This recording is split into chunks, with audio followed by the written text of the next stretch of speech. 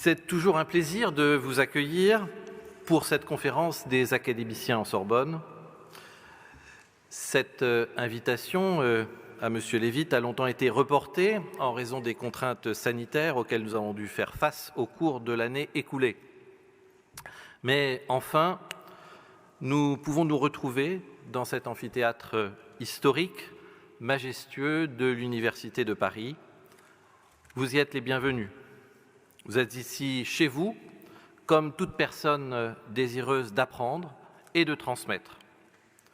Ce cycle que nous avons eu le plaisir d'organiser conjointement avec l'Académie des sciences morales et politiques est voué à perpétuer cette tradition millénaire et c'est pourquoi, sincèrement, je me réjouis de vous voir ici. Fort du succès de la première édition des conférences des académiciens en Sorbonne, nous récidivons cette année avec un nouveau cycle dont le programme s'annonce tout à fait passionnant. Une fois de plus, ces conférences viseront à la rencontre des esprits, à l'échange avec des experts et à l'ouverture sur des notions au programme pour vous, les élèves. Il me tarde personnellement d'assister à cette nouvelle série qui, à n'en pas douter, sera d'un aussi haut vol que la première. L'intervenant qui nous rassemble aujourd'hui nous laisse présager une expérience particulièrement précieuse. En effet, rares sont les occasions d'entendre l'histoire racontée par ceux qui l'ont même vécue. Monsieur Jean-David Lévit, votre présence parmi nous ce matin nous honore. Vous allez nous parler de la transformation géopolitique du monde depuis le 11 septembre 2001, 20 années donc. Pour nous raconter tout cela, on peut difficilement rêver d'un meilleur professeur. On vous a parfois qualifié de diplomate des diplomates, de figure emblématique de la diplomatie française, notamment pour le rôle clé que vous avez joué aux États-Unis dans le contexte de l'effondrement des tours jumelles et du déclenchement de la guerre d'Irak. Mais avant de vous laisser entrer dans le vif du sujet, j'aimerais retracer votre parcours brillant, car nous avons devant nous de jeunes gens que vous ne pouvez qu'inspirer. Vous commencez par étudier le droit avant d'intégrer l'Institut d'études politiques de Paris. Ce cursus déjà riche vous laisse encore avide de connaissances. Vous entrez donc à l'École nationale des langues orientales vivantes, où vous apprenez le malais, le chinois et l'indonésien. En 1970, vous passez avec succès le concours des cadres d'Orient. C'est le début d'une carrière qui marquera les esprits et le cours des événements entre Paris, New York et l'Asie. Vous commencez par vous spécialiser dans les questions orientales, d'abord en tant que vice-consul à Hong Kong, puis comme troisième secrétaire aux affaires étrangères à Pékin. Vous rejoignez ensuite la direction des affaires économiques au ministère des Affaires étrangères, puis le secrétariat général de la présidence de la République. En 1980, vous traversez l'Atlantique pour intégrer la mission permanente de la France aux Nations Unies à New York. De retour en France en 1984, vous devenez sous-directeur en charge de l'Afrique occidentale, puis directeur adjoint de cabinet du ministre Jean-Bernard Raymond. En 1988, nouveau détour par l'international, vous êtes le représentant permanent de la France auprès des Nations Unies. Paris vous rappelle ensuite, vous devenez directeur en charge de l'Asie et de l'Océanie, puis directeur général des relations culturelles, scientifiques et techniques du ministère des Affaires étrangères et président de l'Agence pour l'enseignement français à l'étranger, avant de rejoindre le président Chirac en tant que conseiller diplomatique et Sherpa. De 2000 à 2002, vous représentez la France à la mission permanente de l'ONU à New York. Vous racontez vous-même, dans un témoignage saisissant, avoir vu le deuxième avion s'écraser sur les tours jumelles par la fenêtre de vos bureaux et avoir assisté, dans la stupeur générale, à l'effondrement du bâtiment. Partisan d'un monde multipolaire harmonieux, vous jouez un rôle crucial dans la gestion de la crise en tentant de convaincre les États-Unis de ne pas agir seuls. Pendant 5 ans, vous êtes ambassadeur de la France à Washington.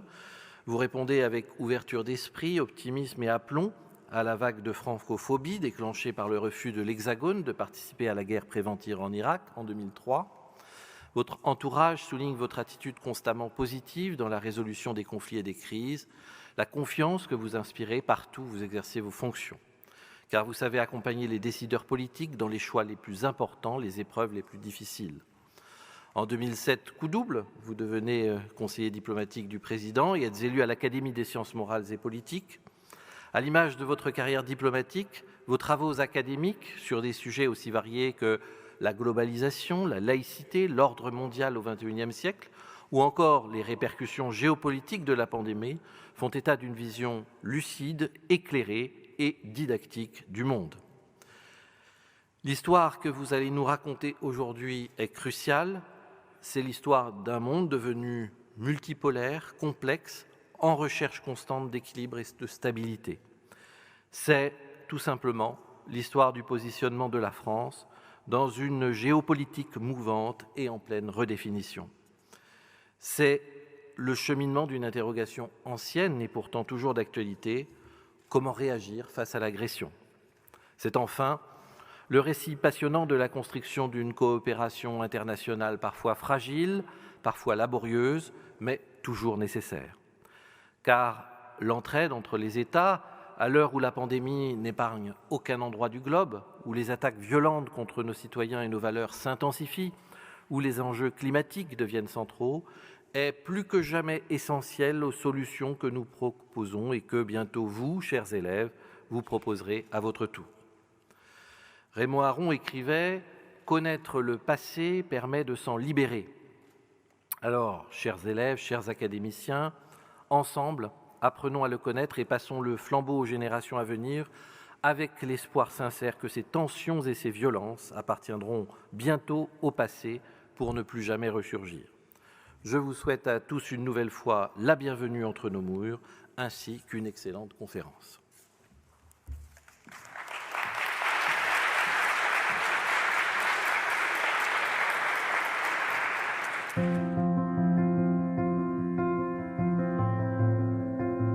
Je suis Jean-Robert Pitt, secrétaire perpétuel de l'Académie des sciences morales et politiques, et j'occupe le fauteuil du géographe dans la section Histoire et Géographie. Ce nom de sciences morales et politiques fait sourire parfois parce que le rapport entre la politique et la morale apparaît peu évident à un certain nombre de gens, mais en réalité le mot morale s'applique aux mœurs, c'est l'étude des mœurs. Cette académie est là pour réfléchir aux grands sujets de société, pour donner un certain nombre d'avis au gouvernement, aux décideurs de ce pays, et en toute liberté, puisque notre seule tutelle, c'est le président de la République, et nous avons le droit de tout dire, et même, je dirais mieux, le devoir de tout dire. Et nous avons une totale liberté d'expression, bien sûr dans le respect de toutes les opinions, et nous ne sommes pas toujours d'accord entre nous, nous avons des divergences sur un certain nombre de sujets, mais précisément ce débat libre et aimable, respectueux des autres, est quelque chose de très important dans ce pays. Donc nous sommes une espèce de laboratoire de ce que doit être la démocratie en matière de pensée, d'expression libre. Et donc je pense que nous avons des choses à dire. Alors nous sommes ici dans la grande salle des séances. Il y a 2 salles de réunion. Et quand nous sommes nombreux, qu'il y a du public, qu'il y a des projections, nous nous réunissons dans cette très, très belle salle entourée des bustes de nos prédécesseurs des différentes académies de l'Institut de France. Toutes nos séances sont retransmises également sur Canal Académie, ce qui est une bonne chose car nous avons le devoir aussi de diffuser les résultats de nos travaux. Alors nous sommes 50 et nous nous réunissons tous les lundis après-midi sur un thème annuel qui est choisi par le président en accord avec l'Académie, bien entendu. Par exemple, cette année, nous avons traité du pouvoir. On a traité des années précédentes de la liberté d'expression, on a traité des relations internationales en France et dans le monde, on a traité des grandes institutions juridiques internationales. Enfin, les sujets sont très très variés en fonction de la personnalité du président. Par ailleurs, nous avons des groupes de travail sur différents sujets. En ce moment, il y a un grand groupe de travail très important qui s'est réuni sur les nouvelles technologies et de toutes les conséquences que ça peut avoir sur notre vie. Donc nous avons à représenter l'ensemble de la société avec cette assurance et en même temps cette modestie qui nous est imposée par la gravité des sujets que nous abordons, mais cette assurance de pouvoir contribuer à l'amélioration de la vie dans ce pays. Jean-Robert Pitt vous a présenté l'Académie des sciences morales et politiques, où j'espère que vous aurez un jour le plaisir de vous rendre, toutes les séances étant publiques. Nous avons repris nos séances publiques après une certaine interruption, mais tout était diffusé en ligne. Des académiciens en Sorbonne, tout a été dit par Monsieur le Recteur. J'ajouterai seulement que pour l'Académie des sciences morales et politiques, les humanités sont quelque chose qui, aujourd'hui, dans un monde où les écrans occupent une très large place, ont une place prééminente. Et les valeurs qu'elles portent sont justement la rencontre, l'échange, le dialogue, le goût de la nuance, la transmission de savoirs qui ne sont pas des savoirs figés et fermés, mais des savoirs ouverts, toujours sujets à l'appréciation, à l'examen, au libre examen. Je vous souhaite une très grande leçon aujourd'hui de géopolitique avec un homme d'études qui est aussi un homme d'action, l'ambassadeur, M. Jean-David Lévite. Merci Marianne.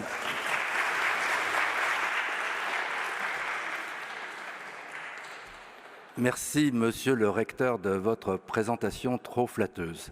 Je suis très heureux d'être avec vous toutes et vous tous aujourd'hui parce que vous incarnez l'avenir de la France. Vous aurez, dans les décennies qui viennent, à porter notre avenir.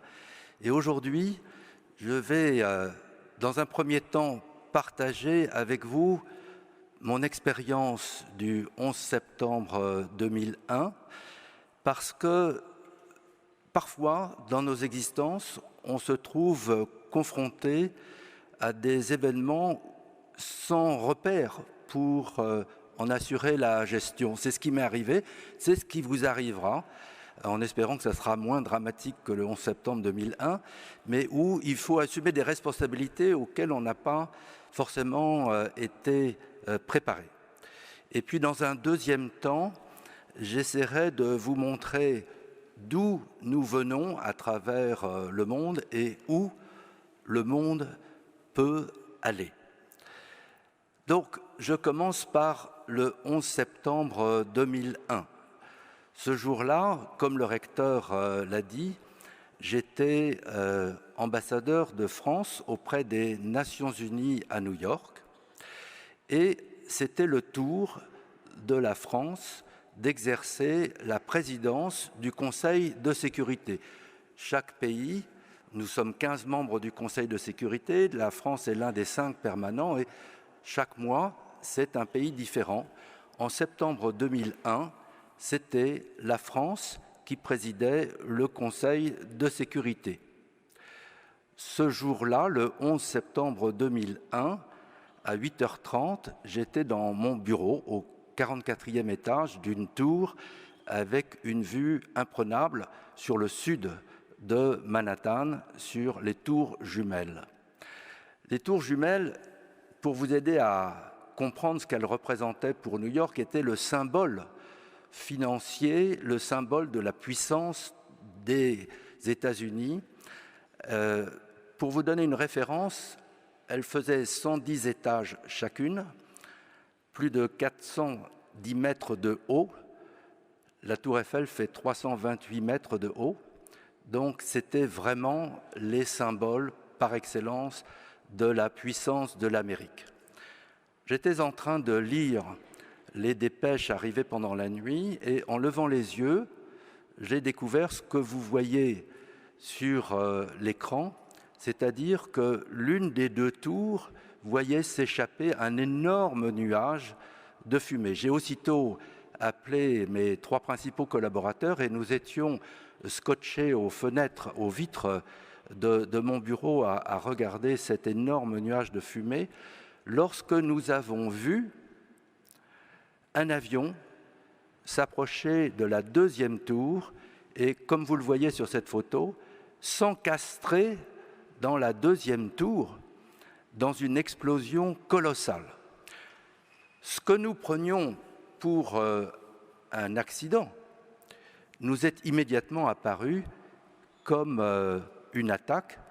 L'Amérique était en guerre. Donc nous avons immédiatement mis la télévision et nous avons appris que d'autres avions étaient autour de New York ou ailleurs, susceptibles d'attaquer d'autres tours. Nous avons téléphoné au rez-de-chaussée pour savoir si notre immeuble allait être fermé.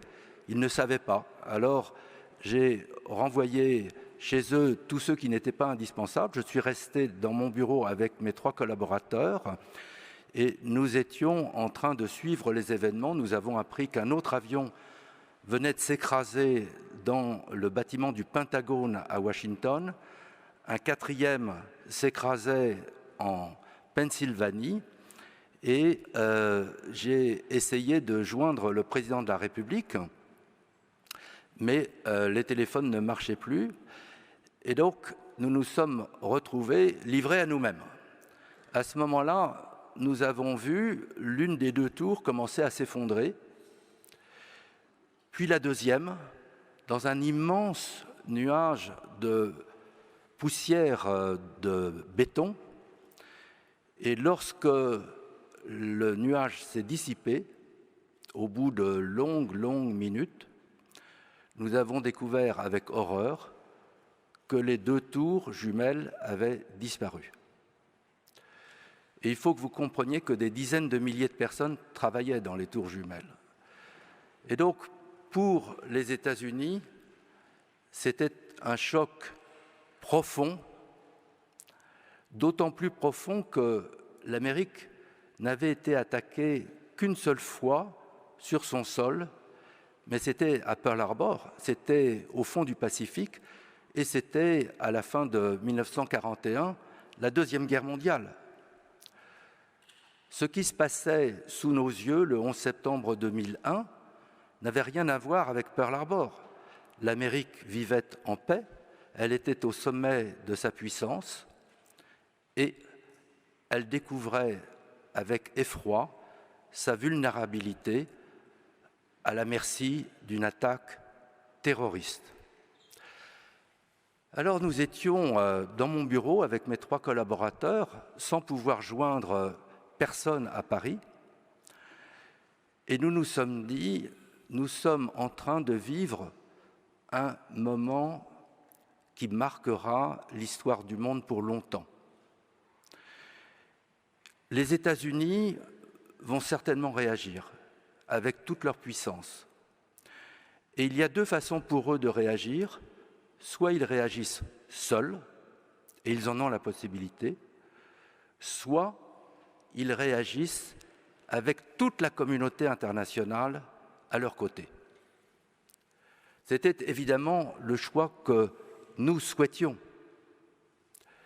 Mais ce n'était pas un choix évident, vu de Washington. Les États-Unis, je l'ai dit, étaient au sommet de leur puissance et ils trouvaient que les Nations Unies les gênaient dans leur action. Et il y avait à la tête de la Commission des Affaires étrangères du Sénat à Washington un homme, Jesse Helms, qui haïssait les Nations Unies. Il avait interdit que les États-Unis payent leur contribution à l'ONU. Il refusait que l'ambassadeur, John Negroponte, puisse prendre ses fonctions.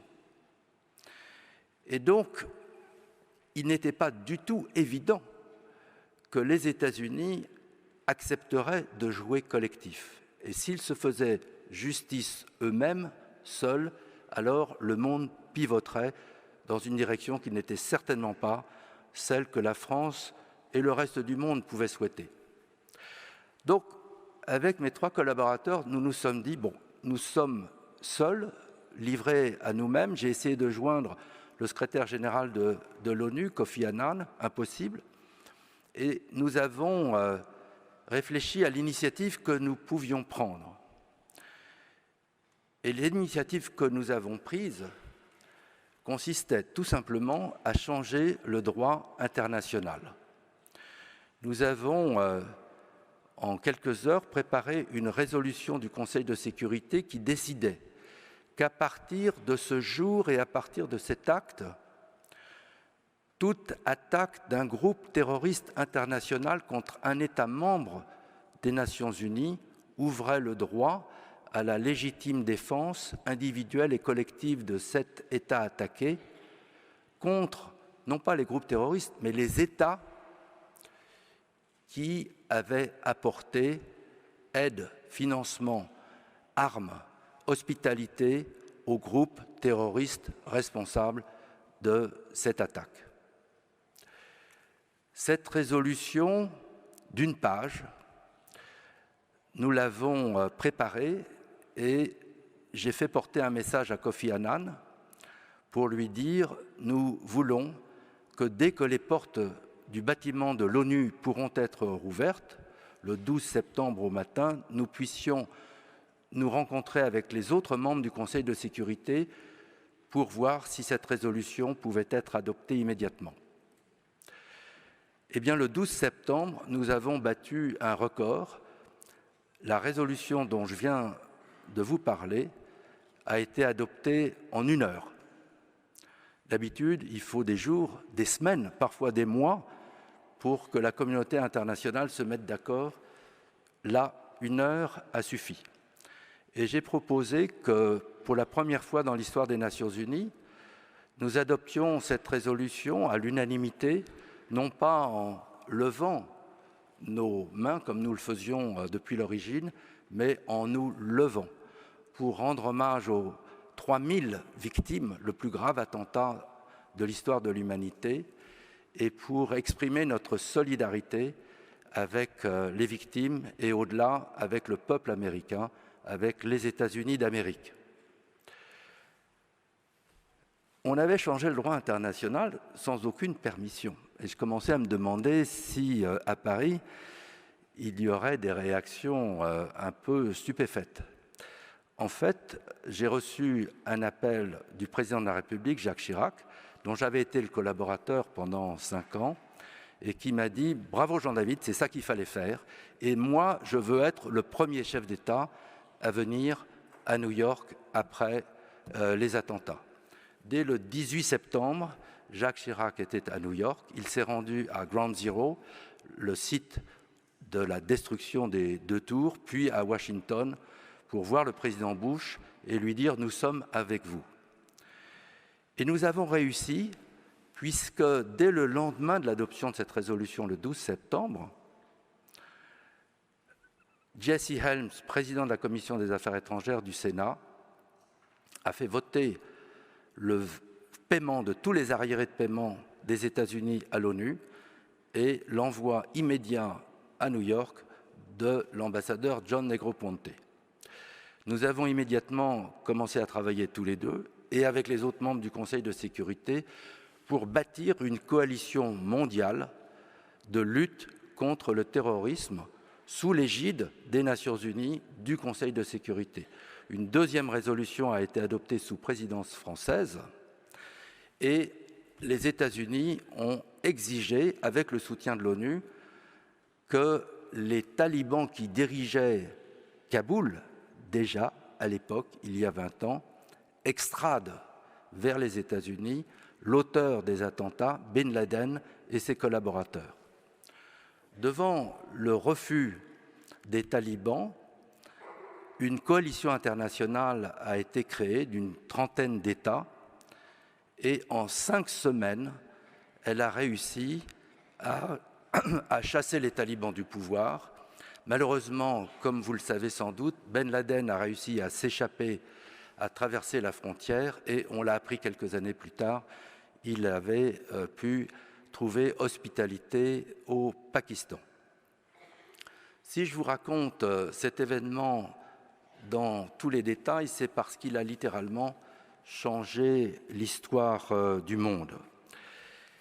Et 1 an plus tard, en septembre 2002, le président Bush est venu s'exprimer devant l'Assemblée générale des Nations unies. Il a dit merci aux Nations unies de votre soutien. Nous sommes tous ensemble face au terrorisme international et je veux maintenant qu'on s'attaque à l'Irak. Pourquoi l'Irak? Parce que l'Irak, c'était Saddam Hussein. Saddam Hussein avait envahi le Koweït.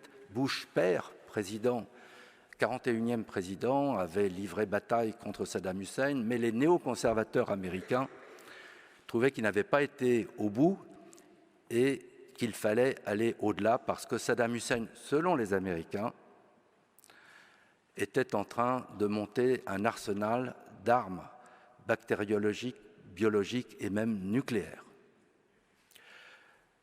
Nous avons, nous, Français, trouvé qu'ils allaient un peu vite en besogne, les Américains, et nous avons négocié pendant 70 jours une résolution pour dire qu'il faut d'abord envoyer les inspecteurs des Nations Unies vérifier en Irak s'il y a des armes de destruction massive. Et s'il y en a, il faut qu'une deuxième résolution du Conseil de sécurité des Nations Unies décide ce qu'il faut faire.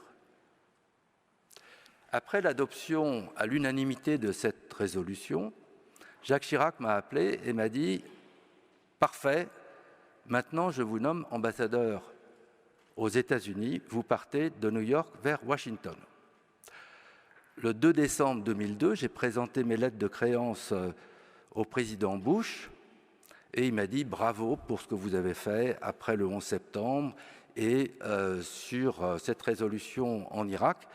Et maintenant, nous allons être ensemble pour partir en guerre en Irak. La France doit être à nos côtés. » Je lui ai dit, mais Monsieur le Président, pas si vite. Nous venons d'adopter une résolution, on renvoie les inspecteurs, et puis s'il y a violation, s'il y a des stocks d'armes de destruction massive, à ce moment-là, le Conseil de sécurité décidera. Et là, il m'a fait... Il était clair que pour lui, l'Amérique avait pris sa décision, elle allait en guerre, et comme vous le savez, la France, elle, a trouvé qu'il n'y avait pas de raison d'aller en guerre.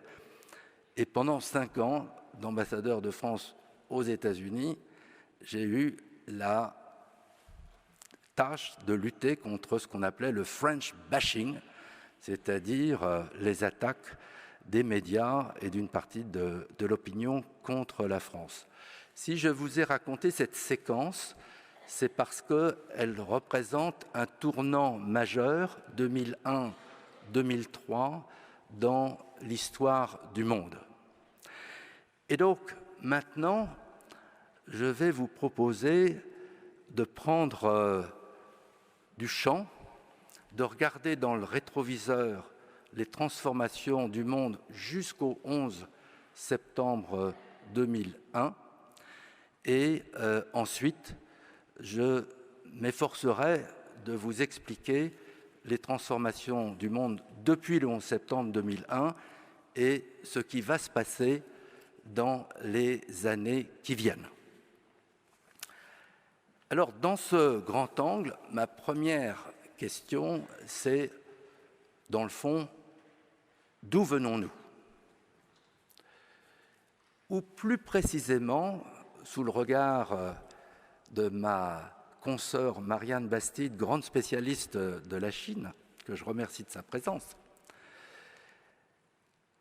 Pourquoi, quand vous prenez une map monde et que vous regardez la place des différents ensembles, pourquoi, comment peut-on expliquer que l'Europe, cette petite péninsule au bord de l'immense continent asiatique, ait pu, pendant 4 siècles, dominer le monde?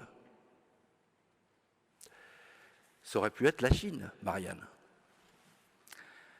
Et là, c'est l'histoire des découvertes maritimes.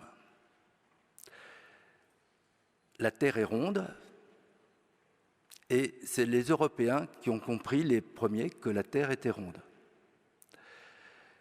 Et c'est la découverte de l'Amérique avec Christophe Colomb. Et la première expédition autour du monde de Magellan. Eh bien, figurez-vous que nous n'avons pas été les premiers. Sous le regard de Marianne, les premiers qui sont partis à la découverte du monde, ce sont les Chinois. sous la dynastie des Ming, quelques décennies avant Christophe Colomb et Magellan, l'empereur de Chine avait fait construire une immense flotte qu'il a envoyée à la découverte de l'Indochine, puis du sous-continent indien, toutes les côtes, puis jusqu'à l'Afrique, toutes les côtes de l'Afrique, jusqu'au sud, le Mozambique, jusqu'au nord, l'Égypte. Et cette première expédition est revenue avec beaucoup de trophées. Elle a été suivie par 6 autres. Et puis le successeur de l'empereur de la dynastie des Ming a trouvé que tout ça coûtait très très cher, ne servait pas à grand-chose, que la civilisation chinoise était elle-même la civilisation, que le rôle des puissances alentours était d'envoyer des émissaires à la cour de l'empereur, payer tribut et repartir illuminés par la sagesse chinoise. Et donc il a fait détruire cette flotte. Et donc, en 1492, ce sont les caravelles de Christophe Colomb qui sont partis à travers l'Atlantique et qui ont découvert les Amériques.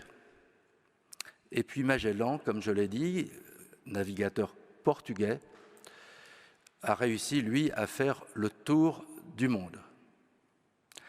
Et c'est le début de 4 siècles absolument prodigieux où l'Occident, l'Europe, les États-Unis ont littéralement imposé leurs lois au monde. Ça a d'abord été la ruée vers l'or, littéralement, et on peut dire que le XVIIe siècle a été le siècle de l'Espagne et du Portugal. Je crois qu'on peut légitimement dire que le XVIIIe siècle a été le siècle de la France. Incontestablement, le XIXe siècle a été le siècle du Royaume-Uni, avec la première révolution industrielle et la construction d'un immense empire, à commencer par l'Empire des Indes, mais aussi la moitié de l'Afrique, l'Australie, l'Amérique du Nord. Et puis, évidemment, le XXe siècle a été le siècle des États-Unis. Et donc, l'Europe a dominé le monde pendant ces siècles, mais elle a commis un double suicide collectif. Je veux parler des 2 guerres mondiales, dont nous, Européens, sommes à l'origine et qui ont marqué l'arrêt brutal de notre capacité à dominer le monde. En 1945, c'est un autre monde qui émerge des ruines de la guerre mondiale, avec d'une part la construction d'organisations internationales, les Nations Unies dont je vous ai parlé, le Fonds monétaire international, la Banque mondiale qui fixe des règles du jeu acceptées par tous les États. Mais vous remarquerez que l'ONU est installée à New York, le Fonds monétaire et la Banque mondiale à Washington. C'est le début du règne de l'Amérique, mais dans un monde cassé par la guerre froide, entre la puissance américaine d'un côté, la puissance de l'Empire soviétique, de l'Union soviétique et de ses colonies européennes de l'autre, avec une Europe cassée par le rideau de fer, le mur de Berlin, la guerre froide. C'est le début d'un monde gelé, surgelé, rien ne bouge pendant plusieurs décennies. Et puis l'histoire s'est remise en route. Et depuis que l'histoire s'est remise en route, tous les 10-12 ans, on change littéralement de monde. Donc, la première question que nous devons nous poser est celle de savoir quand l'histoire s'est remise en route. Alors, chacun peut avoir son idée sur le sujet. Je vous propose de retenir la date de 1979. Ah bon? Mais pourquoi? Pourquoi? Parce que cette année-là, 3 événements se sont produits qui ont enclenché la remise en marche de l'histoire. Le premier événement est intervenu le 11 février. Le 11 février 1979, qu'est-ce qui s'est passé? Eh bien, en Iran, le Shah d'Iran a été renversé et l'imam Khomeini a pris le pouvoir. L'Iran était le principal allié des États-Unis au Moyen-Orient. L'Iran était la plus grande puissance du Moyen-Orient à l'époque. Avec l'élimination du Shah, avec l'arrivée de Khomeini, c'est une révolution religieuse qui s'empare du pays. L'imam Khomeini se veut le chef des chiites, pas seulement des chiites iraniens, des chiites dans le monde entier. Et donc, l'Iran, qui défendait et promouvait ses intérêts d'État, va continuer à le faire, mais en plus, il va s'ériger en protecteur des chiites au-delà des frontières de l'Iran, et c'est le début de confrontations graves à travers tout le Moyen-Orient. C'est la guerre civile au Liban, avec le Hezbollah chiite qui apparaît comme la principale force politique et militaire de ce pays depuis cette guerre civile. C'est la guerre en Irak, parce que les États-Unis, je vous l'ai dit, ont envahi l'Irak. Ils avaient l'idée d'établir la démocratie en 6 mois, m'avait-il dit. Je leur avais dit, ah bon, mais 6 mois, pourquoi pas 8 ou 10? Non, non, on sait ce qu'on fait, en 6 mois, on va établir la démocratie. Ils ont organisé des élections, les élections ont donné le pouvoir à la majorité était chiite. Les États-Unis ont donné le pouvoir aux chiites d'Irak pour la première fois dans l'histoire. Et l'imam Khomeini, qui voyait les États-Unis comme des ennemis, s'est dit, mais dans le fond, non, ce sont nos meilleurs alliés. Merci, Monsieur Bush, de donner le pouvoir à nos frères en Irak. Et évidemment, ça a eu des conséquences bien au-delà de l'Irak. Et la guerre civile a commencé avec les printemps arabes en Syrie, et le pays a été littéralement détruit entre, d'un côté, une minorité chiite, mais qui dirige le pays avec le président Bachar al-Assad, et la majorité sunnite. Donc voilà le premier événement qui a littéralement changé la donne à partir de 1979. Le deuxième événement n'a rien à voir, il s'est produit en Chine.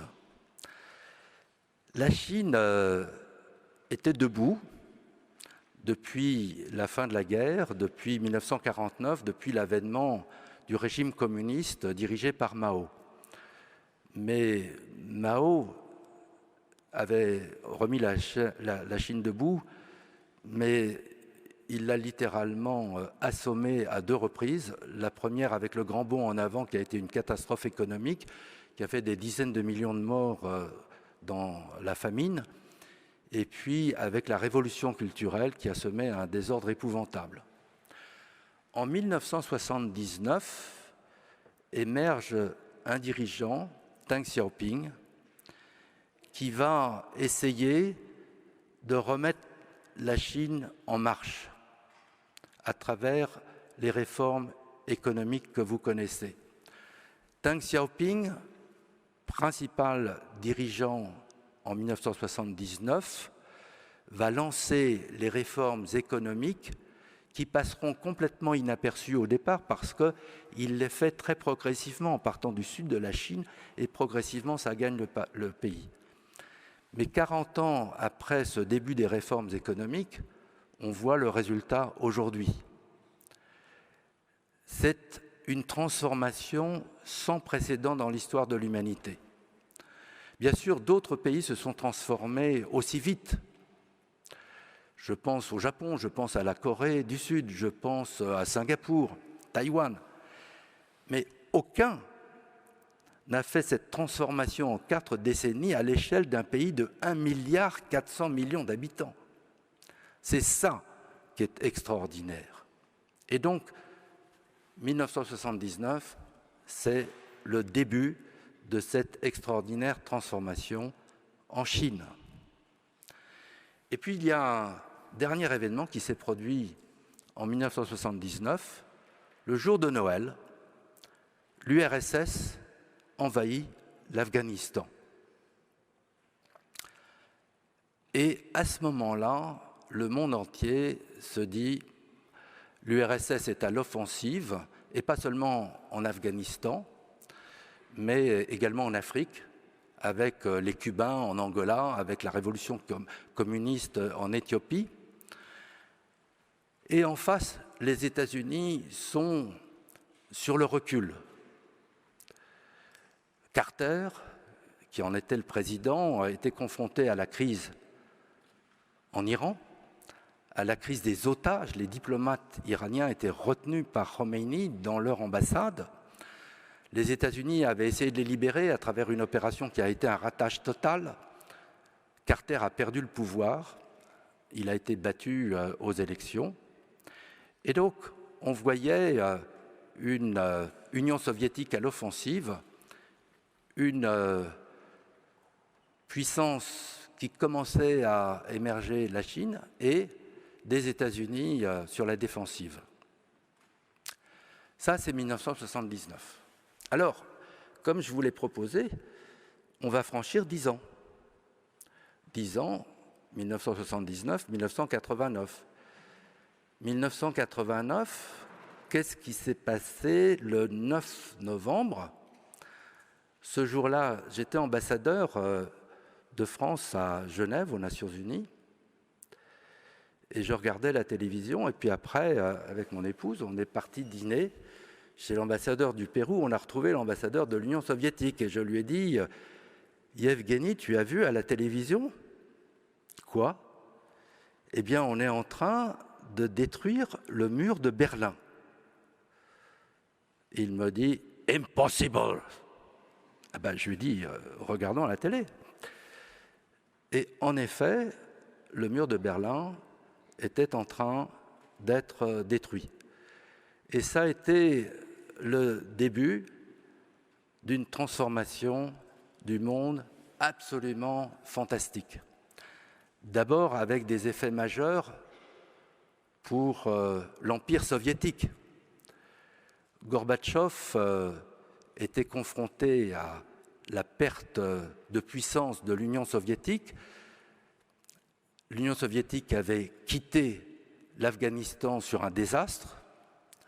L'économie était malade et Gorbatchev a décidé de sauver l'Union soviétique en laissant partir les États de l'Empire soviétique, c'est-à-dire la Pologne, la Tchécoslovaquie, la Roumanie, la Bulgarie, etc. Et puis 2 ans plus tard, en 1991, Boris Yeltsin, qui a remplacé Gorbatchev, décide de sauver la Russie en laissant partir les États qui formaient avec elle l'URSS, c'est-à-dire la Biélorussie, l'Ukraine, la Moldavie, la Géorgie, l'Arménie et les États Kazakhstan, etc., de l'Asie centrale. Et donc c'est une transformation extraordinaire qui est engagée, parce que l'Empire soviétique, c'était 300 millions d'habitants, une puissance surarmée. La Russie, c'est 143 millions d'habitants. Et en face, les États-Unis se retrouvent l'hyperpuissance, la seule superpuissance, à travers cette extraordinaire implosion de l'Empire soviétique. Et c'est le début d'une décennie extraordinaire pour l'Occident. Je vous ai décrit les 4 siècles d'émergence de la domination occidentale à travers le monde. La décennie qui va de 1991 à 2001 est le pic de la domination occidentale sur le monde. Il n'y a plus de puissance soviétique. Les États-Unis sont la seule puissance, l'hyperpuissance, pour reprendre le mot d'Hubert Védrine. Ils dominent le monde entier et nous vivons une transformation extraordinaire, y compris en Europe. Nous avons commencé la construction européenne à la fin des années 50. On était 6, on était 180 millions d'habitants et on s'est progressivement élargi, 6, 9, 12, 15. Mais avec la fin de l'Empire soviétique, nous passons en quelques années à 28 pays membres et nous ne sommes plus 180 millions, nous sommes plus de 500 millions. Avec en face, je vous l'ai dit, la Russie qui n'a plus que 143 millions d'habitants. Et donc, cette transformation du monde va s'accompagner par la 3e mondialisation. La première, c'est les découvertes de Christophe Colomb et de Magellan. La deuxième, c'est la construction des empires coloniaux. La 3e, globalisation, intervient dans cette décennie prodigieuse sous l'égide de l'Occident. Les frontières de l'Europe s'ouvrent, y compris celles de la Russie. Les frontières de la Chine s'ouvrent. La Chine est en train de devenir l'atelier du monde. Et cette globalisation de l'économie va être accélérée par 2 découvertes fantastiques. La première, c'est l'Internet, évidemment. Vous vivez tous avec votre téléphone portable dans vos poches. Merci de les avoir éteints. Mais c'est dans cette décennie qu'a commencé la révolution de l'Internet en se répandant dans le monde entier. La deuxième révolution qui a changé le commerce mondial est beaucoup moins sophistiquée, c'est celle du porte-conteneurs. Le porte-conteneurs, c'est une invention assez simple. Au lieu de mettre en vrac dans les cargos du monde entier les marchandises qui doivent être transportées, vous les mettez dans des boîtes. Et ces boîtes, comme elles ont toutes la même taille, vous pouvez les empiler très très rapidement. Et donc, le porte-conteneurs va être une révolution fondamentale dans l'économie mondiale parce qu'il réduit le coût du transport maritime et parce qu'il permet d'accélérer le chargement, le déchargement et donc la circulation des biens. Et ainsi se créent ce qu'on appelle les chaînes de valeur où on produit là où c'est le moins cher et où on transporte en permanence. Et donc voilà la décennie prodigieuse sous l'égide des États-Unis d'Amérique, sous l'égide de l'Occident, 1991-2001, le 11 septembre 2001, je vous en ai parlé. Le 11 septembre 2001 marque un tournant, moins par ce qui s'est passé à New York que par ce qui s'est passé après, c'est-à-dire la guerre en Irak. Les États-Unis étaient l'hyperpuissance, je vous l'ai dit, mais la guerre en Afghanistan, ses suites, la guerre en Irak, ses suites désastreuses, ont montré les limites de la puissance américaine pour régler les problèmes du monde. Limites militaires, limites politiques. Et à partir de ce moment-là, un certain nombre de pays commencent à se poser des questions. Est-ce que vraiment les États-Unis sont si puissants que cela? S'ajoute à cela une crise financière extrêmement grave en 2007-2008, partie de New York, et qui va mettre littéralement par terre, en danger, les économies du monde entier. Et à partir de ce moment-là, un certain nombre de pays qu'on dit émergents, la Chine, bien sûr, la Russie, le Brésil, l'Afrique du Sud, l'Inde, commencent à se dire « mais est-ce qu'on a vraiment besoin de suivre les États-Unis d'Amérique ?» Ces pays émergents continuent à dire oui à la globalisation de l'économie, oui à la modernisation de leur pays, mais ils disent non à l'occidentalisation du monde. Et nous, occidentaux, européens, américains, nous découvrons que nous avions l'illusion que l'économie de marché qui s'était répandue dans le monde entier allait entraîner nécessairement l'occidentalisation des valeurs dans ces pays. Or, non, ça ne sera pas le cas.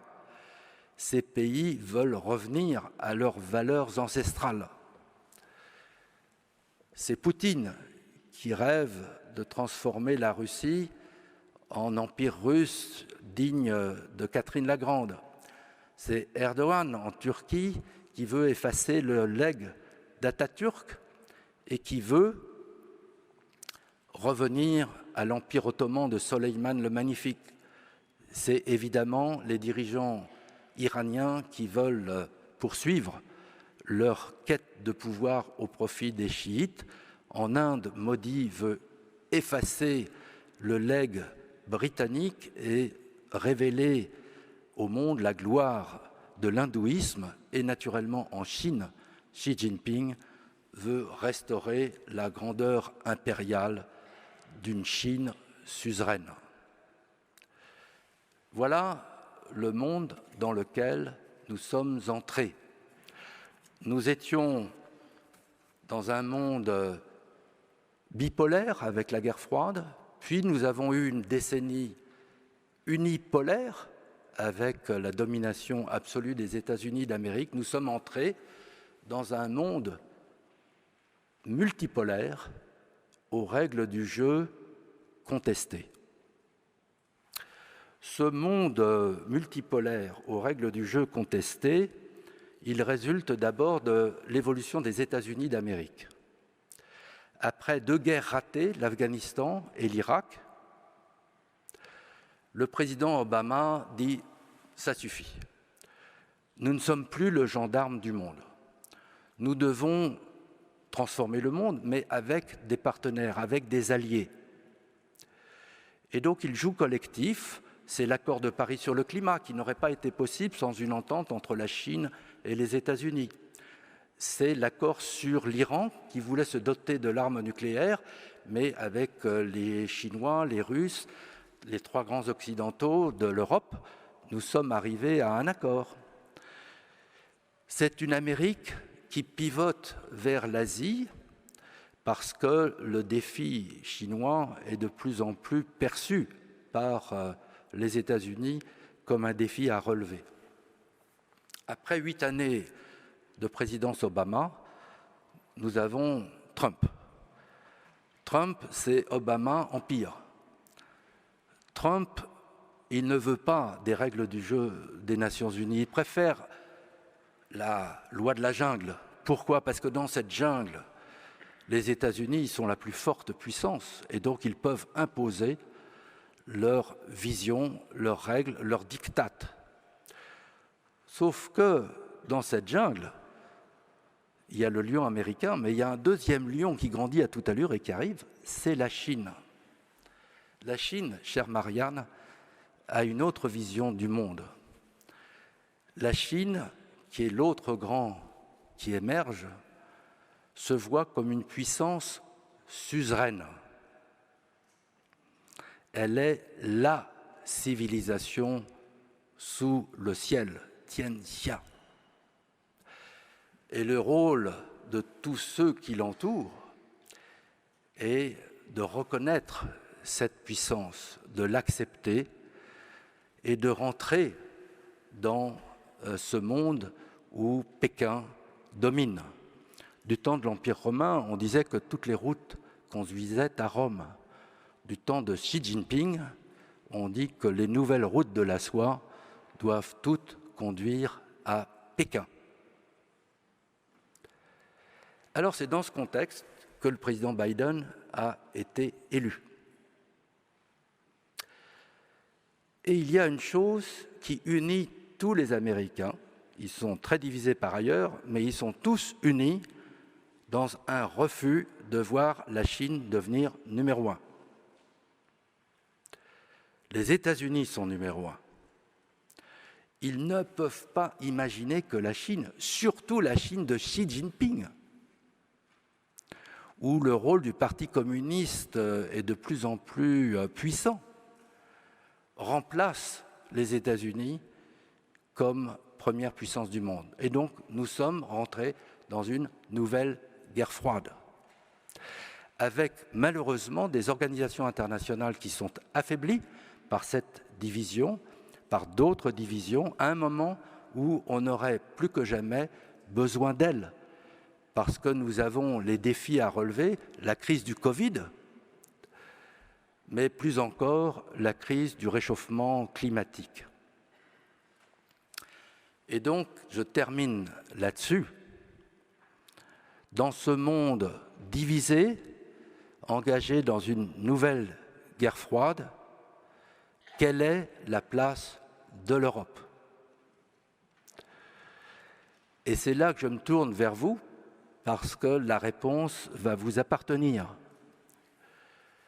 Je vous l'ai dit, nous avons commencé la construction de l'Europe sur les ruines de la Deuxième Guerre mondiale. C'est une réussite fantastique, mais incomplète. Fantastique parce qu'on a réussi à créer le marché commun. Nous sommes devenus l'empire des normes. Nos normes s'imposent dans le monde entier, tout simplement parce qu'on est le plus grand marché mondial de consommation. Donc si vous voulez produire des voitures, il vaut mieux vous mettre aux normes européennes. Mais nous n'avons pas encore les attributs de la puissance. Et si nous voulons exister entre les États-Unis d'un côté et la Chine de l'autre, si nous voulons continuer à faire la promotion des valeurs de démocratie que nous incarnons, aux côtés des États-Unis d'Amérique, bien sûr, il est très important que nous soyons capables de nous doter des instruments de la puissance. C'est la conclusion à laquelle notre président est arrivé, c'est le projet qu'il porte, c'est la présidence française de l'Union européenne qui commence le 1er janvier, qui verra si on peut faire quelques progrès dans cette direction, mais c'est le grand défi qui s'ouvre devant vous, devant nous tous. Est-ce que l'Europe va être le terrain de jeu de cette nouvelle guerre froide entre les États-Unis et la Chine, ou est-ce qu'elle parviendra à émerger comme le troisième grand, aux côtés des États-Unis, mais avec son autonomie et son message adressé au monde, les valeurs de l'Europe que vous allez incarner demain. Je vous remercie.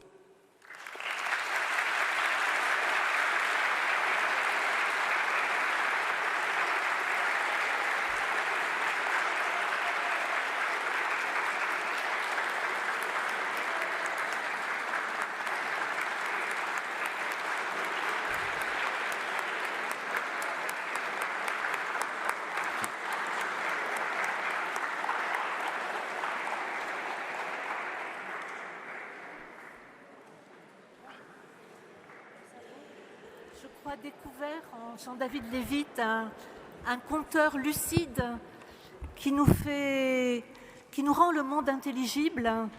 Mais je pense que vous avez beaucoup de questions et la parole est maintenant à vous.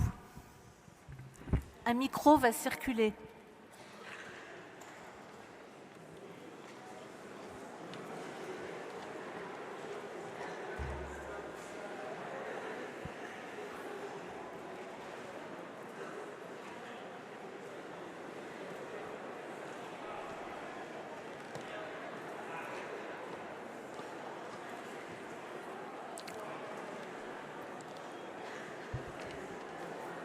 Première question.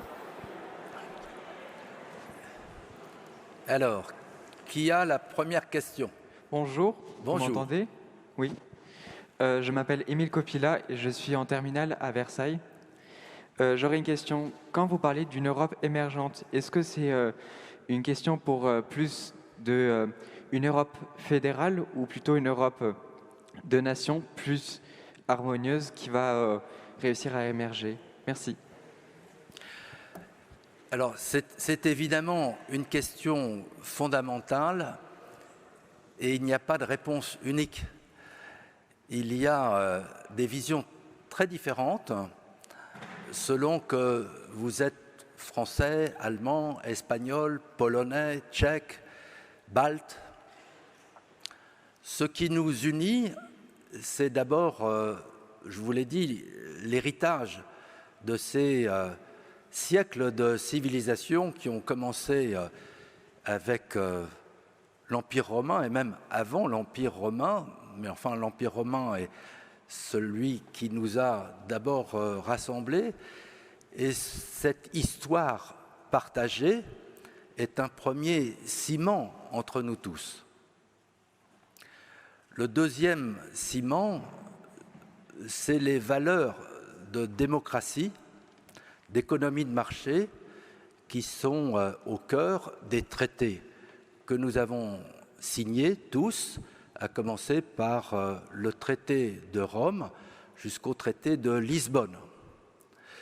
Et nous avons décidé de trouver un chemin entre le respect de nos héritages nationaux et le respect des pouvoirs des États nationaux et notre volonté de mettre en commun, chaque fois que c'était souhaitable et chaque fois que c'était possible, ce qui nous permet d'être plus forts ensemble. La plus grande réussite, c'est le marché commun. Si nous n'avions pas le marché commun qui permet de circuler pour les marchandises, mais aussi pour les personnes, quand le Covid ne nous en empêche pas, eh bien, nous serions des petites parcelles et on serait sorti de l'histoire globale. Le fait que nous soyons 27 aujourd'hui, 450 millions, le fait que nous ayons la majorité de nos États qui ont en commun l'euro,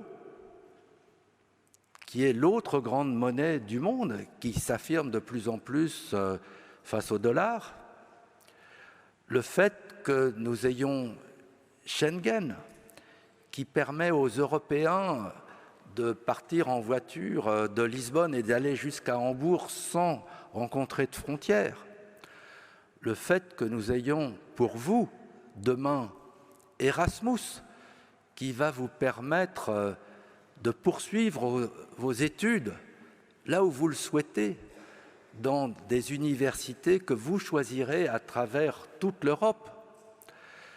Le fait que nous ayons la capacité d'adopter des règles, comme je le disais, pour nos économies qui s'imposent dans le monde entier parce que nous sommes un marché de 450 millions, voilà la réussite de l'Union européenne.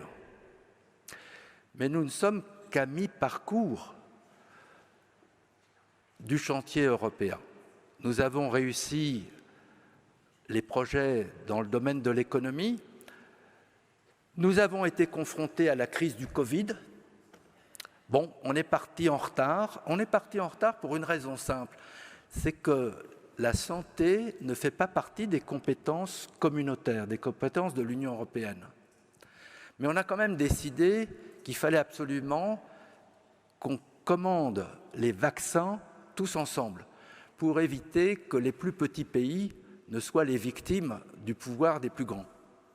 Donc on a démarré un peu lentement, mais on a réussi à faire baisser les prix de nos vaccins achetés aux grands laboratoires. Et puis, aujourd'hui, nous sommes davantage vaccinés que les Américains. C'est une réussite formidable. La santé ne faisait pas partie des compétences de l'Union, mais on a réussi à improviser avec la Commission, les États membres, une stratégie qui fait qu'aujourd'hui, toute l'Europe bat les États-Unis en termes de pourcentage de population vaccinée. Mieux encore, l'économie a été victime de cette crise du Covid. Eh bien, grâce à une entente entre Emmanuel Macron et Angela Merkel, toute l'Europe a décidé qu'on allait mettre au pot 750 milliards d'euros pour reconstruire l'économie endommagée mieux. Build back better. Mieux, ça veut dire plus verte. Mieux, ça veut dire plus centré sur l'intelligence artificielle, les nouvelles technologies. Et donc, vous voyez que face aux crises, l'Europe progresse. C'était d'ailleurs la conviction de Jean Monnet, qui disait « pour que l'Europe progresse, il faut qu'elle soit confrontée à une crise ». Et alors, elle se rassemble et elle réussit. C'est ce que nous sommes en train de faire, mais il nous reste un énorme chantier, c'est celui de l'Europe puissance. Parce que, bien sûr, nous sommes membres de l'Alliance Atlantique, mais est-ce qu'à un moment où les États-Unis basculent vers le Pacifique, vers la confrontation avec la Chine, se retirent d'Afghanistan, se retirent d'Europe, nous sommes capables de faire émerger une défense européenne dans le cadre de l'Alliance Atlantique, un pilier européen dans le cadre de l'Alliance Atlantique. C'est le défi qui est devant nous, un des défis qui est devant nous.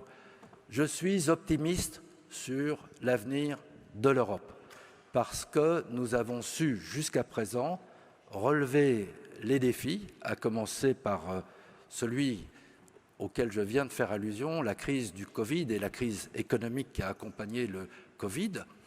Et donc, je pense que dans quelques années, quand vous prendrez la relève, vous aurez l'ambition, vous aussi, de faire progresser l'Europe, l'Union européenne, la France dans une Union européenne de progrès.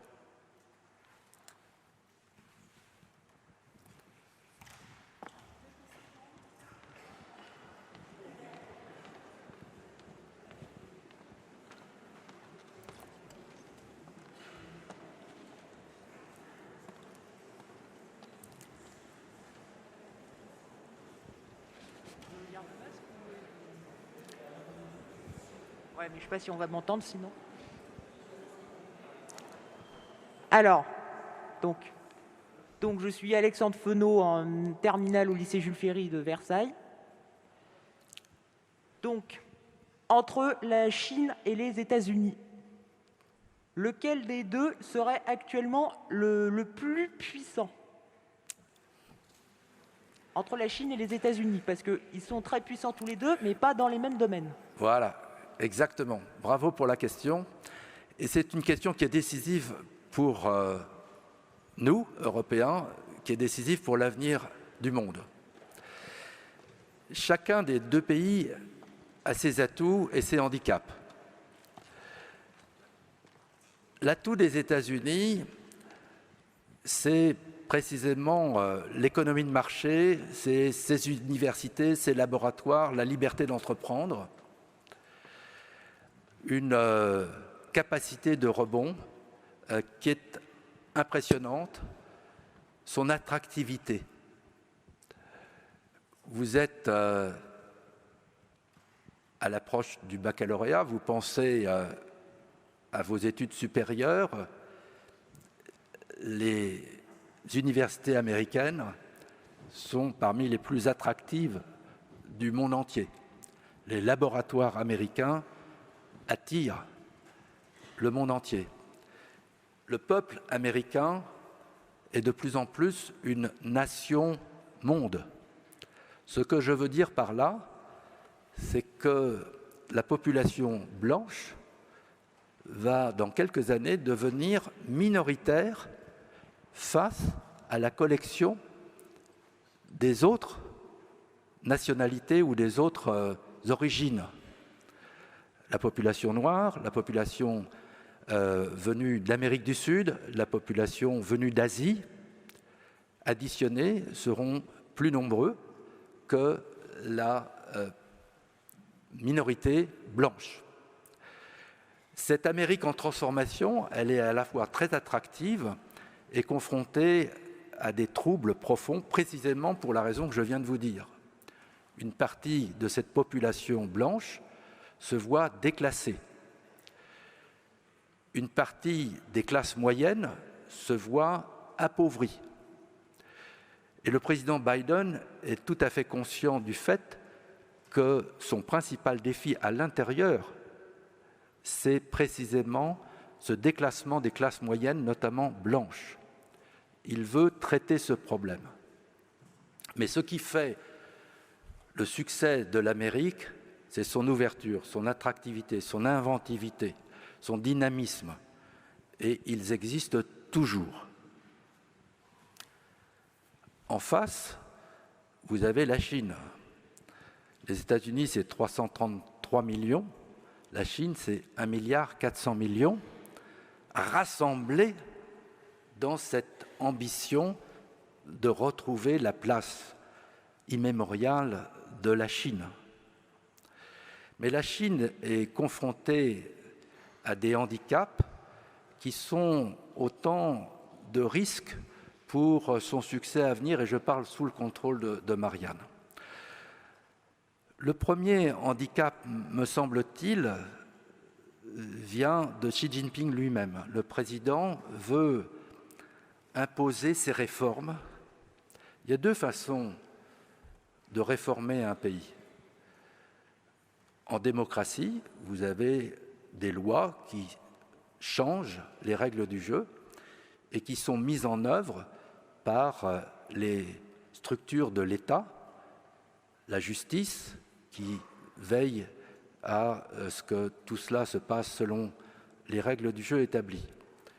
Et puis vous avez en Chine un choix qui a été fait et qui réforme le pays, et il faut le réformer, mais à travers le Parti communiste chinois. Et je pense personnellement que c'est un risque d'arbitraire grave.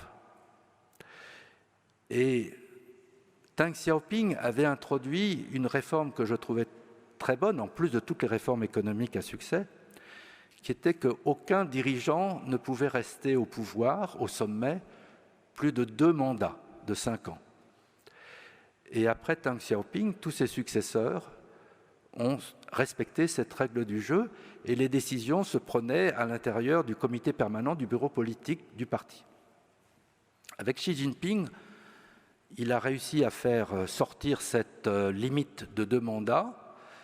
Il n'a plus de limite dans le temps et il dirige seul comme le faisait Mao. Je pense que c'est un deuxième risque pour le pays. Le troisième risque, c'est que la Chine n'est pas un pays d'immigration à la différence des États-Unis ou de l'Europe. Or, sa démographie est en berne. Pourquoi ? Parce que Mao, confronté à l'explosion démographique de son temps, a décidé la politique de l'enfant unique. Et donc aujourd'hui, cette génération qui travaille doit assumer de faire vivre les grands-parents, les parents qui sont retraités, et derrière eux, pour assurer leur avenir, ils n'ont que l'enfant unique. La Chine, c'est 1,4 milliard aujourd'hui, mais à la fin de ce siècle, s'il n'y a pas davantage d'enfants par foyer, les Chinois ne seront plus que 800 millions. 800 millions. Les États-Unis, l'Europe vont continuer à grandir en termes de démographie.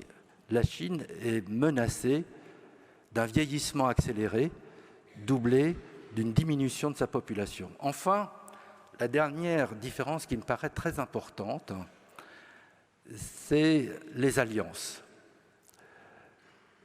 Les États-Unis sont à la tête d'un réseau d'alliances qui est sans précédent dans l'histoire de l'humanité.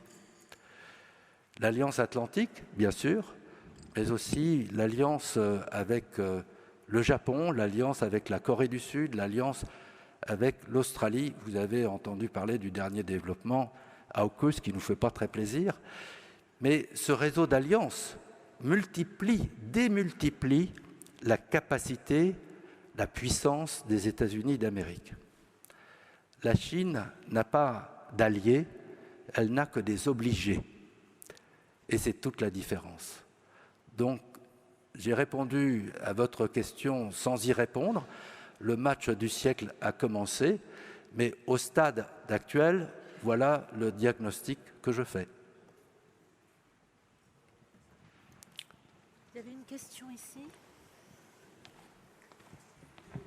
Monsieur, une question. Oui. Bon, et ensuite une question ici. Bonjour. Je voulais savoir quelles sont pour vous les conséquences de la crise du Covid sur le capitalisme mondial et la mondialisation de manière générale.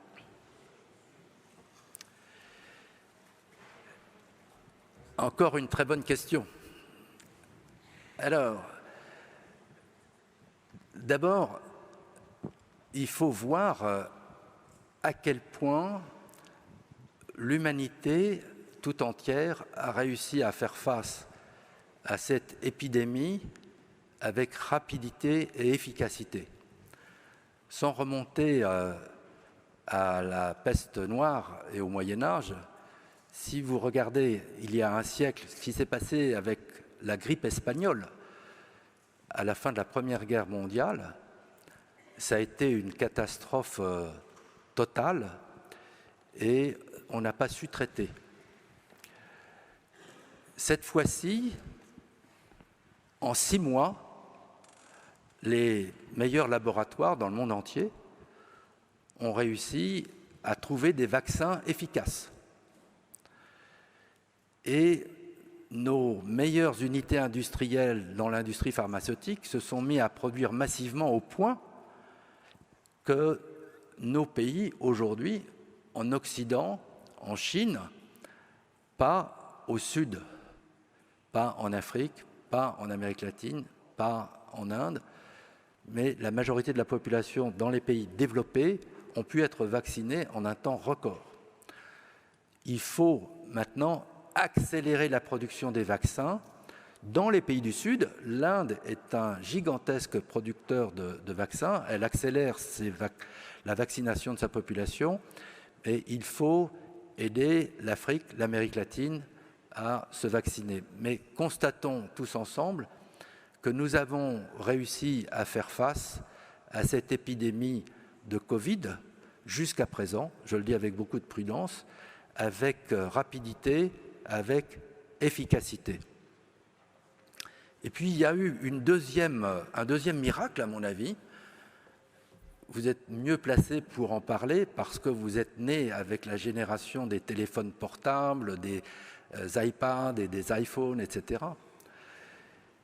Mais on ne pouvait plus aller dans les bureaux, dans les usines, et donc on s'est mis à travailler chez soi.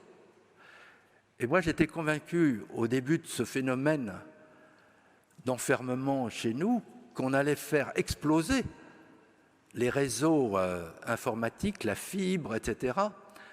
Eh bien non, le système a tenu bon.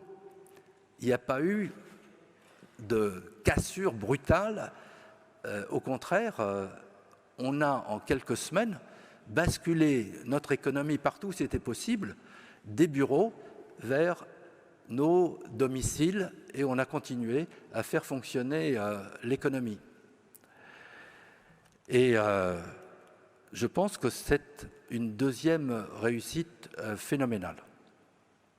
Alors, aujourd'hui, on est dans une phase d'espoir, on pense, on espère que la page se tourne, on sait qu'on va rester menacé, mais on a appris à faire face mieux, on commence à retourner dans le grand amphi de la Sorbonne, c'est un bonheur, avec une distance et des masques, ça ne va pas durer éternellement, on peut l'espérer.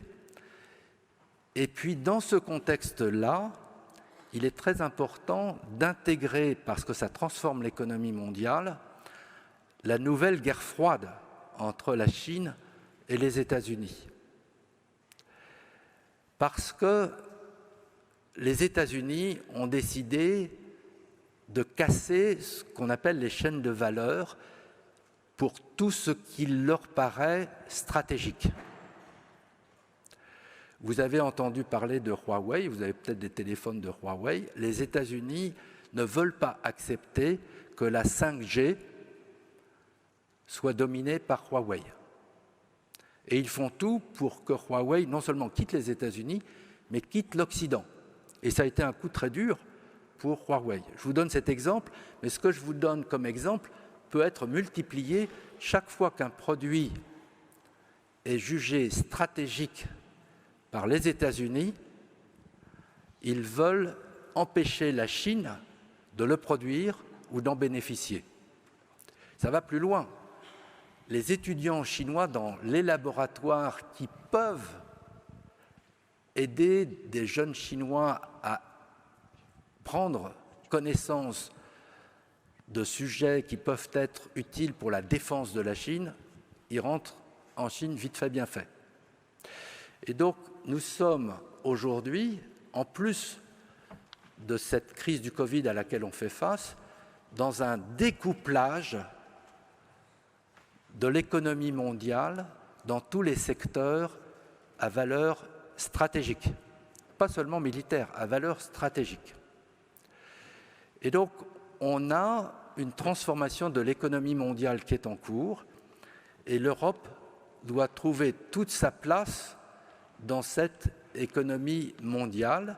Elle doit, elle aussi, rapatrier, peut-être pas forcément en Europe, mais dans l'environnement de l'Europe, des laboratoires pharmaceutiques, parce qu'on ne peut pas accepter de dépendre du bon vouloir d'un seul pays, la Chine en l'occurrence, mais ça peut être l'Inde, pour l'approvisionnement dans nos médicaments. Et ce raisonnement vaut pour un certain nombre d'autres produits à valeur stratégique. Et donc, voilà le monde dans lequel nous sommes. La crise du Covid a permis une mobilisation extraordinaire et assez réussie, il faut le dire, avec des réussites emblématiques et puis des points plus faibles, dans un contexte de découplage de l'économie mondiale. Voilà le monde dans lequel nous vivons aujourd'hui, dans lequel nous vivrons demain. Il y avait une question par ici.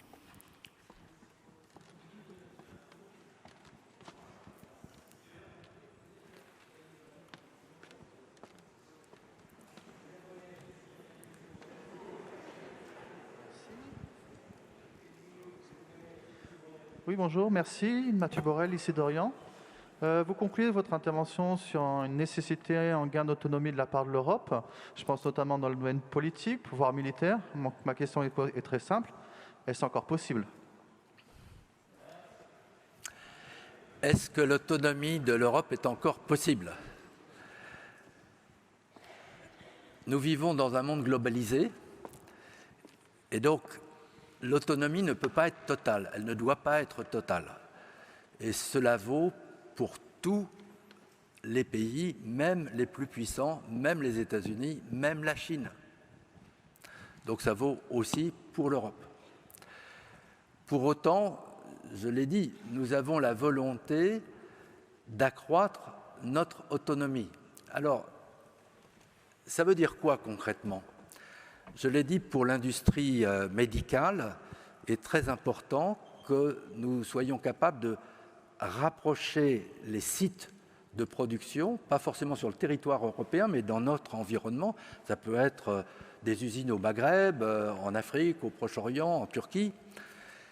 Mais on ne peut plus être dépendant d'un seul pays, que ce soit les États-Unis, la Chine, la Russie, pour les produits à valeur stratégique.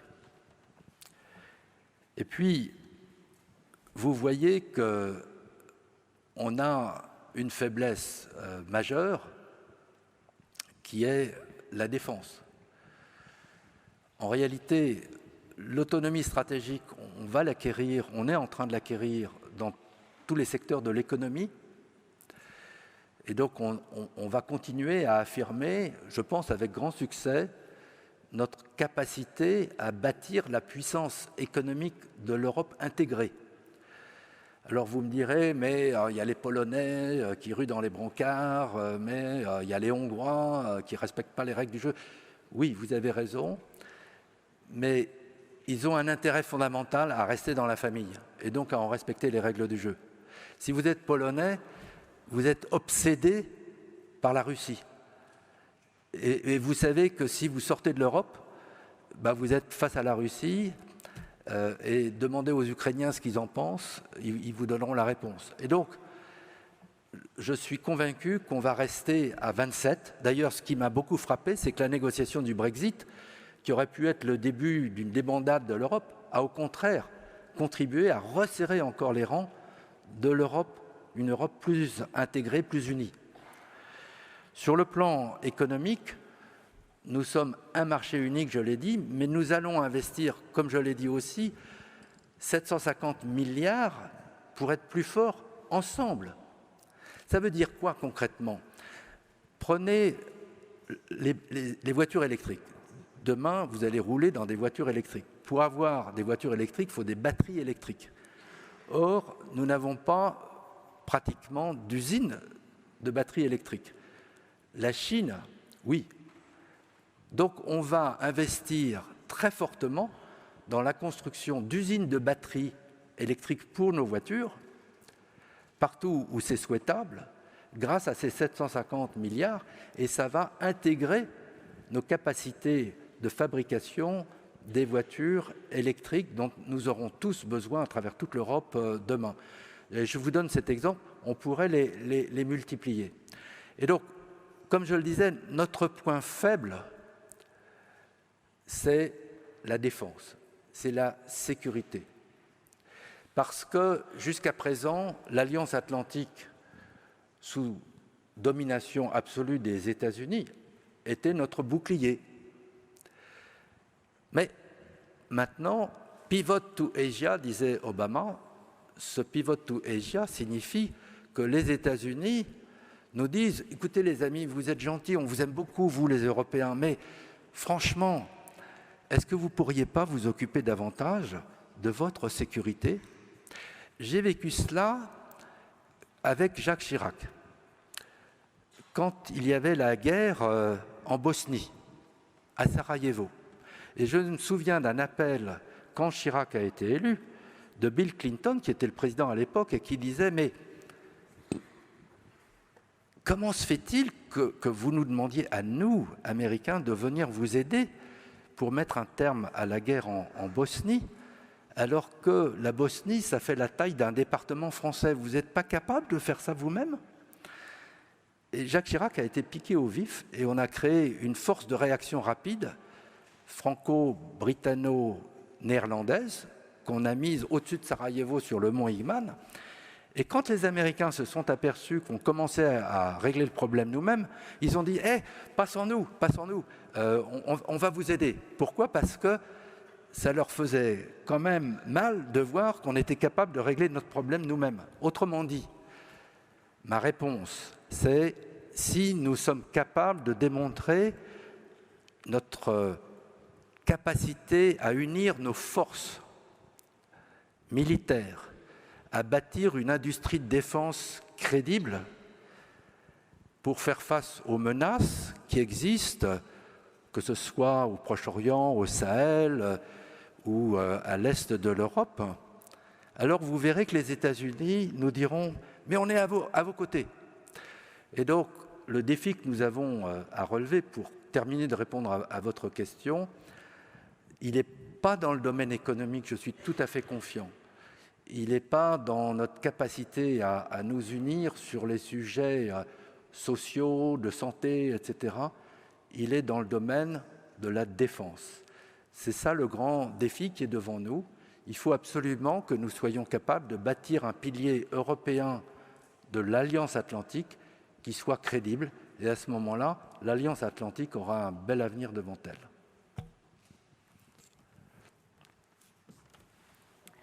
Une question. Deux questions. Bonjour, donc je m'appelle Mathéo Bauden, élève de terminale au lycée Victor Duruy à Paris. Vous exposiez tout à l'heure que l'Europe pourrait potentiellement devenir le terrain de jeu de cette nouvelle guerre froide. Alors, est-il envisageable qu'à l'échelle mondiale, d'autres pays émergents tels que l'Inde deviennent aussi des terrains de jeu durant cette nouvelle guerre froide ? Je ne le crois pas pour l'Inde. Parce que l'Inde, demain, sera le pays le plus peuplé du monde. Ils sont pratiquement à égalité avec la Chine, mais comme je vous le disais, la population de la Chine vieillit très vite et va diminuer. Celle de l'Inde est jeune. L'Inde est dans la situation démographique où se trouvait la Chine il y a 2 générations, c'est-à-dire il y a très peu de personnes âgées et il y a moins d'enfants par foyer. Et donc vous avez en Inde une masse au travail qui a fait la richesse de la Chine, sa transformation accélérée, et qui va faire, si tout va bien, la transformation économique accélérée de l'Inde.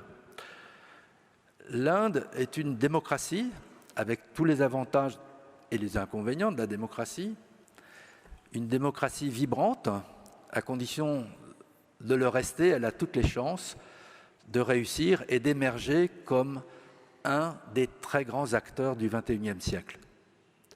Comme vous le savez, elle a un conflit territorial avec la Chine sur les frontières de l'Himalaya. Elle est profondément marquée encore par le conflit de 1962, lorsque Mao a décidé d'envoyer ses troupes pour conquérir quelques kilomètres carrés, mais ça a été une gifle dont l'Inde a eu du mal à se remettre, dont elle assume la leçon et elle veut bâtir sa puissance économique, mais aussi sa puissance militaire. Comme vous le savez, dans le contexte de cette nouvelle guerre froide, vous voyez émerger, comme on l'a connu en Europe, mais cette fois-ci en Asie, de nouvelles alliances.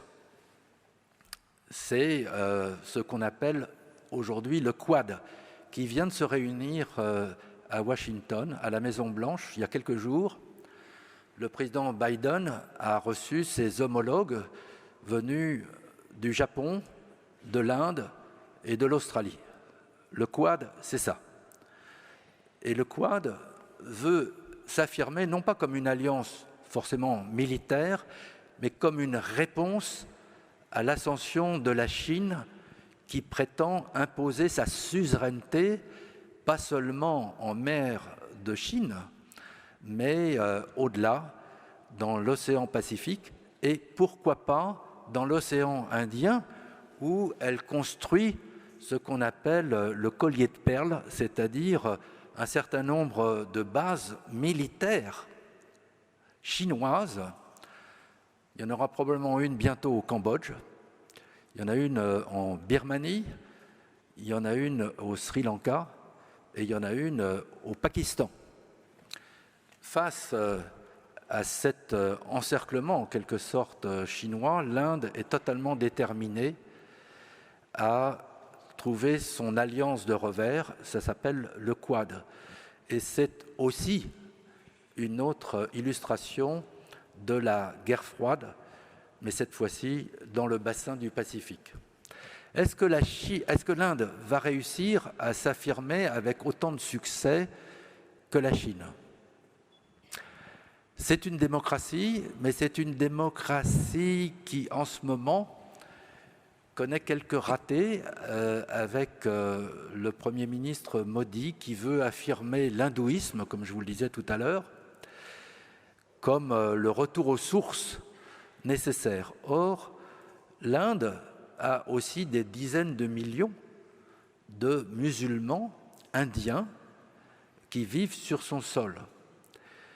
Et puis, l'Inde, c'est un kaléidoscope de différentes cultures, c'est une mosaïque extraordinaire. Si elle a la capacité à se rassembler, à unir ses forces, alors elle va émerger comme une puissance dominante du XXIe siècle. Et si je devais faire le pari, je pense qu'elle y arrivera pour les raisons que j'évoquais à l'instant.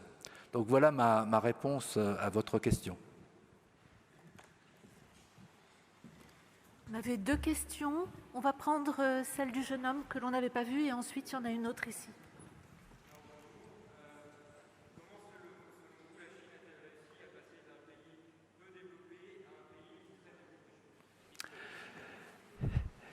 Je vous l'ai dit, en 40 ans, c'est la transformation la plus extraordinaire par sa masse et sa rapidité. Comment est-ce qu'ils ont fait ? Ils ont eu la chance d'avoir à leur tête un petit bonhomme qui s'appelait Deng Xiaoping. Et comme vous l'avez dit, monsieur le recteur, j'ai eu la chance de servir 3 fois à l'Élysée. La première fois, c'était avec Valéry Giscard d'Estaing pendant 6 ans. Et j'arrivais de Chine. J'avais vécu la fin de la révolution culturelle. Et en avril 1975, nous avons reçu à l'Élysée un petit bonhomme qui n'était pas encore le numéro 1, mais qui nous a bluffés, impressionnés par sa vision et sa détermination, c'est Deng Xiaoping. Deng Xiaoping était l'opposé d'un idéologue. Deng Xiaoping avait une recette, peu importe qu'un chat soit gris ou noir, blanc ou noir, du moment qu'il attrape des souris. Voilà comment la Chine est devenue la puissance économique que nous connaissons aujourd'hui. C'est-à-dire, pour être plus concret, que ce que nous a expliqué Deng Xiaoping en 1975 et qu'il a commencé à mettre en œuvre, comme je vous l'ai dit, à partir de 1979, c'est de regarder ce qui marche ailleurs, d'essayer de comprendre pourquoi, au Japon, en Corée, aux États-Unis, en Occident, et de prendre les meilleures recettes et de les importer en Chine. Et de commencer à les mettre en œuvre, pas à l'échelle du pays, mais dans la Chine du Sud, parce que la Chine du Sud a traditionnellement est la plus ouverte. C'est pas loin de Hong Kong et de Macao, et puis c'est la Chine commerçante. Et donc, voilà ma première réponse. Deng Xiaoping est l'architecte du miracle chinois par son pragmatisme, par sa capacité à tester ce qui marche ailleurs et à l'adopter en Chine. La deuxième raison, c'est les Chinois eux-mêmes. Je parle sous le contrôle de Marianne Bastide. Les Chinois ont le commerce et l'industrie dans le sang. Les Chinois sont une nation de bâtisseurs extraordinaires. D'ailleurs, regardez ce que les diasporas chinoises ont réussi à faire à travers toute l'Asie du Sud-Est. La troisième raison, c'est précisément les diasporas. Parce que la Chine avait les bonnes recettes, avait le commerce et l'esprit d'initiative dans le sang, mais il fallait les capitaux. Eh bien, les diasporas ont compris que c'était de faire une bonne affaire que d'investir dans cette économie naissante, que ça allait leur rapporter gros. Et donc, Taïwan, mais aussi Singapour, Hong Kong, les familles chinoises d'Indonésie, de Malaisie se sont mises à investir massivement en Chine. Et donc tout cela vous explique cet extraordinaire élan. Et puis la dernière raison, c'est l'éducation, naturellement. La Chine a bâti un système éducatif. Je veux pas dire de bêtises, mais je crois qu'ils produisent chaque année, Marianne, 3 millions d'ingénieurs, c'est-à-dire plus que le reste du monde entier. Et ce sont des ingénieurs de grande qualité. Et ils sont en train d'inventer le monde de demain pour la Chine. Et donc, dans cette compétition et ce découplage, vous avez cette mobilisation du peuple chinois pour prendre une sorte de revanche sur l'histoire. Et c'est la dernière explication. La Chine, pendant des millénaires, 4 millénaires, 5 millénaires, s'est elle-même perçue comme le centre du monde, l'empire du milieu, la civilisation. Et puis pendant 150 ans, ils ont vécu l'humiliation des implantations étrangères, de la domination étrangère, de l'invasion japonaise. Et donc, ils ont une revanche à prendre sur l'histoire. Si vous additionnez toutes ces raisons, vous comprenez le miracle chinois. Ce qu'il faut espérer, c'est que cette volonté de puissance, de revanche, se bâtira dans la paix et dans la capacité à dépasser les confrontations idéologiques. Beaucoup dépendra de ce que Xi Jinping pourra faire dans les années qui viennent.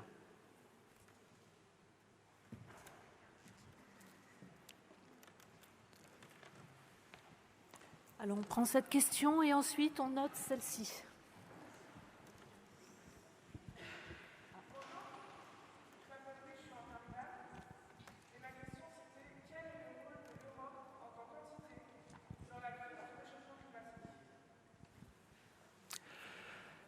Le rôle de l'Europe dans la crise du réchauffement climatique, c'est d'abord de faire ce que nous devons faire chez nous.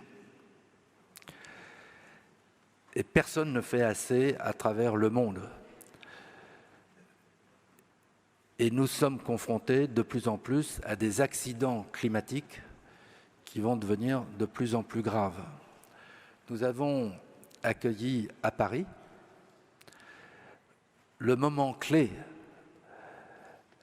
Et nous avons réussi, et il faut rendre hommage à Laurent Fabius, à rassembler le monde entier, et d'abord les États-Unis et la Chine, qui sont les deux principaux pollueurs du monde entier, sur les objectifs nécessaires pour limiter le réchauffement climatique, si c'est possible, à 1,5 et sinon à 2, pas plus, degrés Celsius.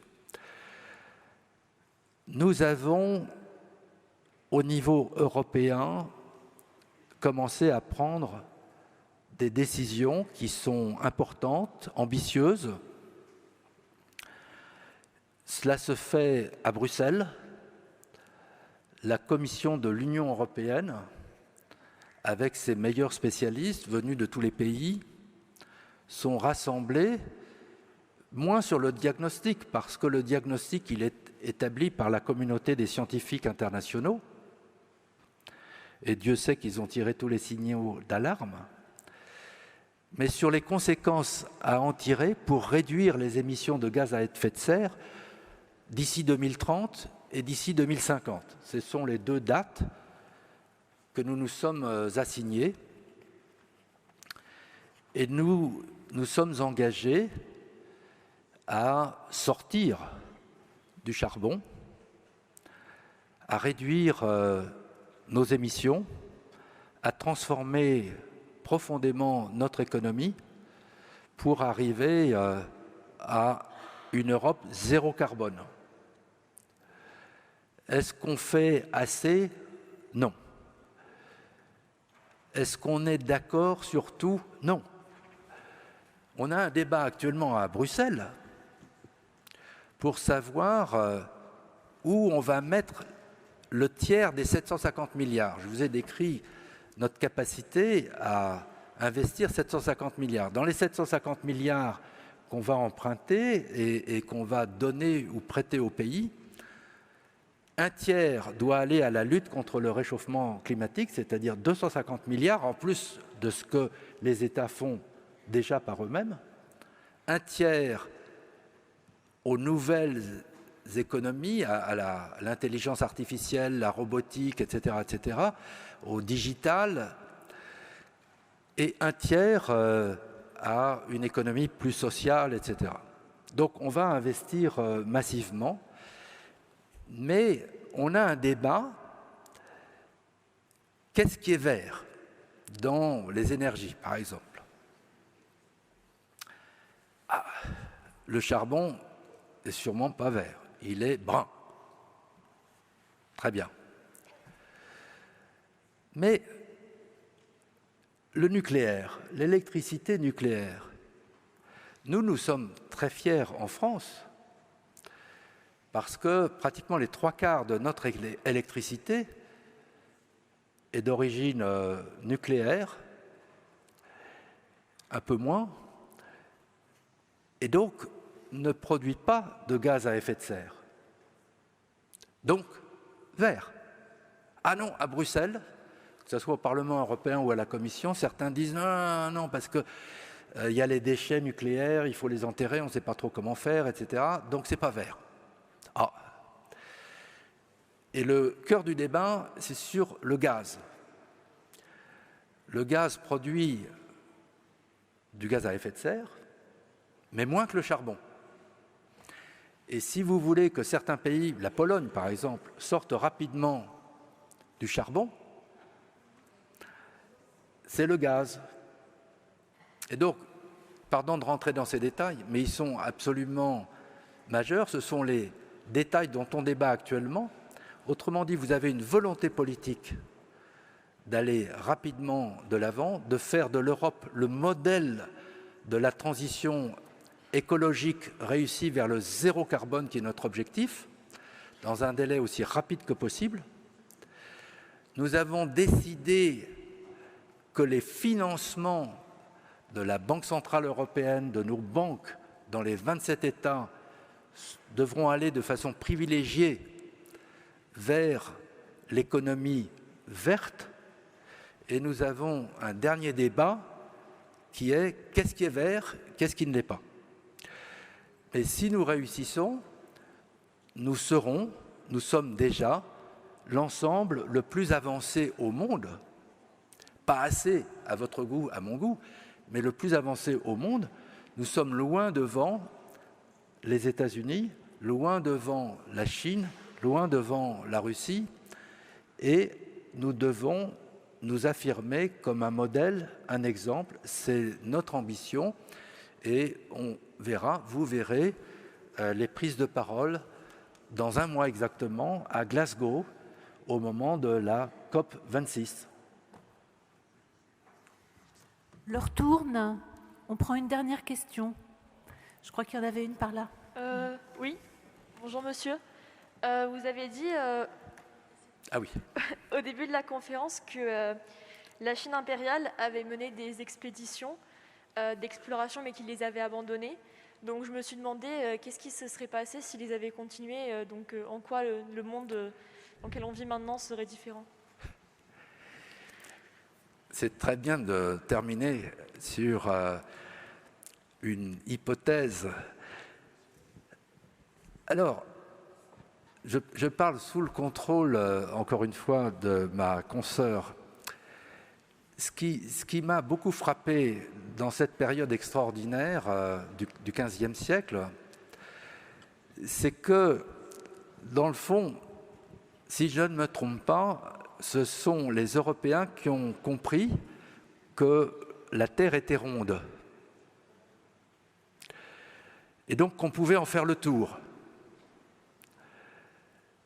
Et ils se sont lancés avec des caravelles, c'est-à-dire des petits bateaux quand même, quelques caravelles, dans une aventure absolument insensée, qui était de faire le tour du monde. Et ça a été le début, comme je l'ai dit, de cette extraordinaire transformation.